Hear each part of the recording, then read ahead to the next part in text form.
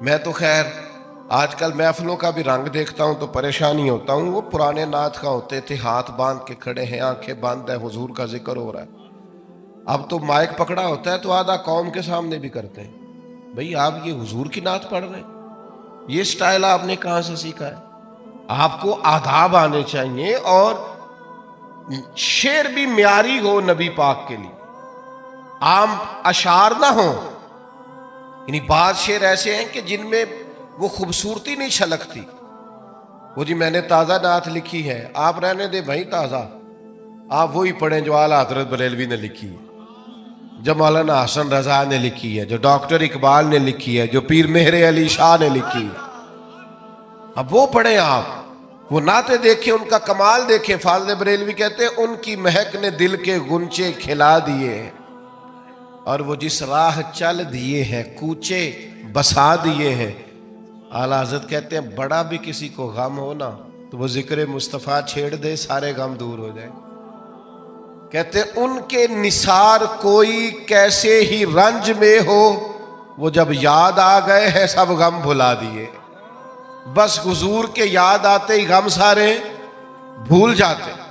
آپ نبی پاک علیہ السلام کا ذکر کریں گے تو آپ دیکھیں نا، پیر میرے علی شاہ صاحب نے حضور کی نعت لکھی تو انداز کیا کہتے ہیں، مکھ چند بدر شاہ شانی، متھے چمک دی لاٹ نورانی ہے، او دی کالی زلف تے اکھ مستانی، مخمور اکھی ہیں. اچھا خود ہی نعت سنا کے خود ہی لکھ کے خود ہی کہنے لگے سبحان اللہ ما اجمل کا ما. اور ایک شاعر نے اس پر گرہ باندھی ہے، گرہ لگائی ہے. کہتا ہے یہ ذرا سننا کیسا ہے. کہتا ہے اس پتے سے ڈھونڈنا قاصد میرے دلدار کو. کہتا ہے میں تمہیں ایڈریس بتاؤں، میرے محبوب کو ڈھونڈنا تو پتہ کیا ہے. کہتا ہے اس پتے سے ڈھونڈنا قاصد میرے دلدار کو، مکھ چند بدر شاشانی، تے متھے چمک دی لاٹ نورانی ہے، کالی زلف تے اکھ مستانی ہے، مخمور اکھی ہیں. اور فاضل بریلوی کہنے لگے سب سے اولا ہو آلہ، سب سے بالا ہو آلہ، کیا خبر کتنے تارے کھلے چھپ گئے، پر نہ ڈوبے نہ ڈوبا. کرنوں بدلی رسولوں کی ہوتی رہی، پر چاند بدلی کا نکلا ہمارا نبی. اور جن کے قدموں کا دھون ہے آب حیات، ہے وہ جانے مسیحا ہمارا نبی. وہ میرے بھائی نعت میں تازگی ہو، حسن ہو، اور آپ چناؤ کریں تو عمدہ الفاظ کا کریں، معیاری جملے سرکار کے لیے کریں، معیاری. یعنی سرور کہوں کہ مالک و مولا کہوں تجھے، باغ خلیل کا گلے زیبا کہوں تجھے، بس لیکن رضا نے ختم سخن اس پہ کر دیا، خالق کا بندہ خلق کا آقا کہوں تجھے. خوبصورت لہجہ ہو، خوبصورت انداز، اور الفاظ کا چناؤ حضور کے ذکر کے لیے ذرا عمدہ ہو، ذرا بہترین ہو. آپ دیکھیے دو بھائی بیٹھے ہوں تو بڑے کی تعلیم کم ہے، چھوٹے کی زیادہ ہے. بڑا اتنا بڑا افسر نہیں، چھوٹا افسر زیادہ ہے. تو اگر بڑے سے پوچھا جائے کہ آپ بڑے ہیں کہ یہ بڑا ہے تو اس سے کیا مراد ہوتی؟ دو بھائی ہیں، ایک بڑا ہے ایک چھوٹا ہے. بڑے سے پوچھا جائے آپ بڑے ہیں کہ یہ بڑا ہے تو کیا اس کا رتبہ بتائے گا؟ وہ اس کی تعلیم بتائے گا، ڈگری بتائے گا؟ انہیں سیدھا سیدھا کہنا جی میں بڑا ہوں. کیونکہ جب پوچھا جاتا ہے نا آپ میں سے بڑا کون ہے تو سادی سی بات ہے، اس سے مراد عمر ہوتی ہے، اس سے مراد رتبہ نہیں ہوتا. لیکن یہ باقیوں کے لیے مثال ہے، سرکار کے لیے ایسا نہیں ہے. نبی پاک کے چچا ہیں حضرت عباس، ان سے کسی نے پوچھا آپ بڑے ہیں کہ حضور؟ تو پوچھنے والا بھی عمر ہی پوچھ رہا تھا، اس لیے کہ پتا تھا اسے کہ رتبہ سرکار کا ہی بڑا ہے. اس نے پوچھا آپ بڑے ہیں کہ نبی پاک؟ تو سادی سی بات ہے، وہ عمر پوچھ رہا تھا، عمر بتانی چاہیے تھی. لیکن حضرت عباس نے ذکر چونکہ حضور کا کرنا تھا، لہذا جملوں کا چناؤ ذرا سمجھ کے کیا کہا کیا کہا جناب؟ پوچھا تھا آپ بڑے ہیں کہ سرکار؟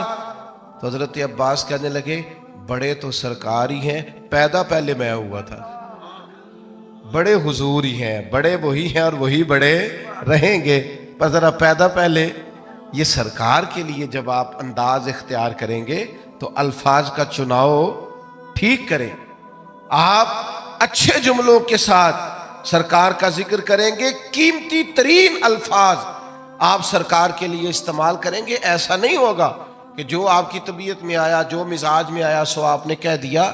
تو ہمیشہ عمدہ چناؤ الفاظ کا، اعلیٰ ترین لفظ نبی پاک کے لیے آپ چناؤ میں آپ لے کر کے آئیں گے۔ آپ دیکھیے بعض اوقات ہم بعض چیزوں کا ذکر کرتے ہیں اور اگر اس ذکر میں وارفتگی پیدا کر لینا، بندہ سارے ذکر کرتا ہے لیکن کبھی ماں کا ذکر کرتا ہے نا تو رو ہی پڑتا ہے، سارے بندہ روز تذکرے کرتا ہے لیکن کبھی باپ کو یاد کرتا ہے تو اس کا ذکر عام روٹین میں نہیں کرتا، اس کے ذکر میں بھی کیفیت بن جاتی۔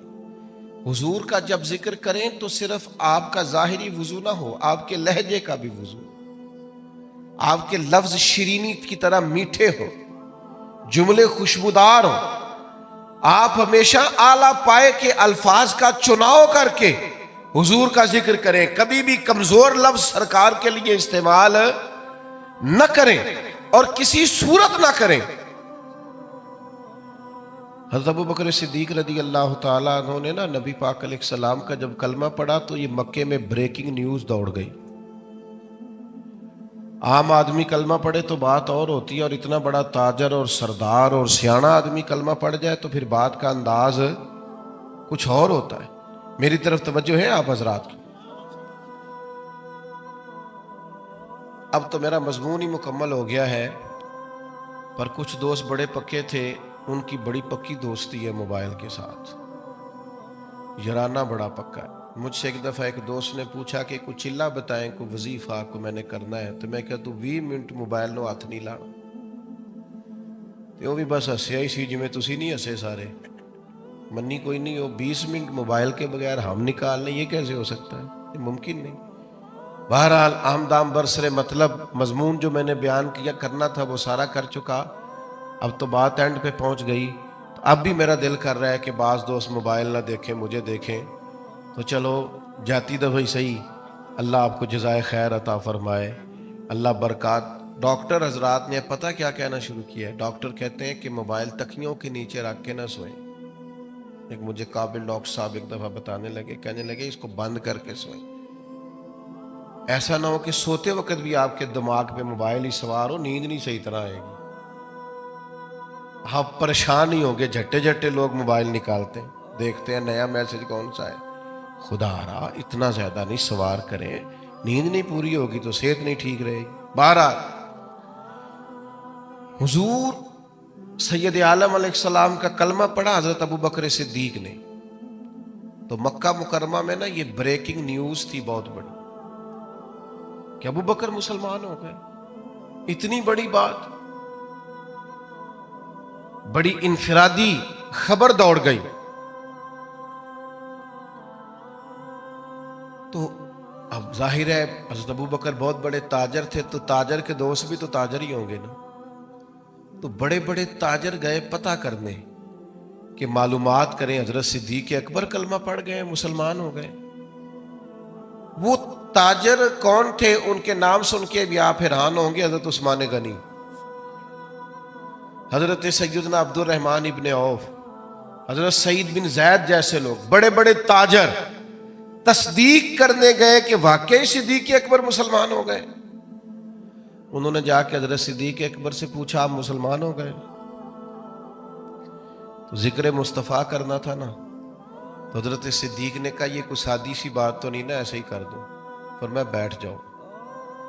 بیٹھ گئے۔ پھر جناب علامہ اسماعیل حقی رحمت اللہ علیہ نے لکھا ہے، اس خوبصورتی سے ذکر کیا حضرت صدیق نے نبی پاک کا، اس معنویت سے ذکر کیا، اس ذوق سے ذکر کیا، اس شان سے نبی پاک کا ذکر کیا کہ وہ جو صرف خالی پتہ کرنے آئے تھے نا کہ آپ مسلمان ہوئے ہیں کہ نہیں، وہ سارے کہنے لگے ابو بکر ہمیں بھی ساتھ لے جا، ہم نے بھی حضور کا کلمہ پڑھنا۔ ہم ذکر اس طرح کریں، ہم تذکرہ اس طرح کا کریں، ہمارا لب و لہجہ اس طرح کا ہو، ہمارا انداز اتنا انوکھا اور شاندار ہو، اپنے بچوں کو ساتھ بٹھا کے رات حضور کا ذکر کریں، سرکار کی حدیثیں یاد کریں۔ دیکھو نبی پاک کی ایک ایک بات ایسی ہے، اس پر پوری زندگی گزاری جا سکتی۔